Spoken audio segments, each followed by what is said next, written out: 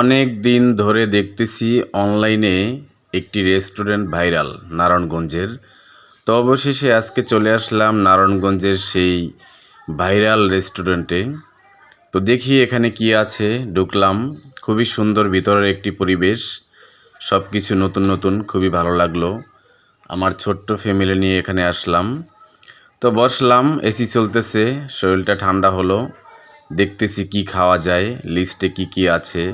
এখানের সবচাইতে ভাইরাল খাবার হচ্ছে চিকেন বার্গার। তো আমারও পছন্দ, জান্নাতেরও পছন্দ চিকেন বার্গার। তো আমরা অর্ডার করলাম চিকেন বার্গার। তো এটা নাকি এখানের সবচাইতে ভাইরাল খাবার, এবং এই বার্গারটা নাকি এই রেস্টুরেন্টে অনেক সুন্দর হয়, মজা হয়। তো আমরা মিস করব কেন, আমরা ফার্স্টে বার্গারটাই অর্ডার করলাম। তো যেহেতু তৈরি করে দিবে, অনেকটা সময়ের প্রয়োজন, তাই বসে বসে দেখতেছি তাদের কি কি লিস্ট আছে, কি কি ভালো খাবার আছে। তো অনেকক্ষণ ধরে অপেক্ষা করার পরে চলে আসলো সে আমাদের পছন্দের চিকেন বার্গার।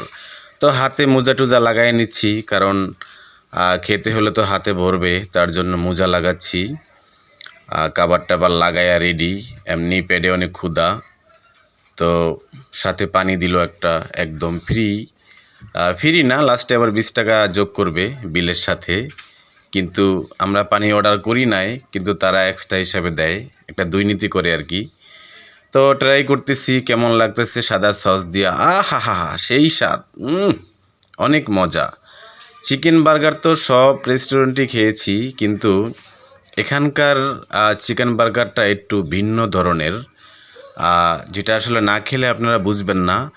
যদি আপনারাও খেতে চান তাহলে চলে আসবেন নারায়ণগঞ্জে।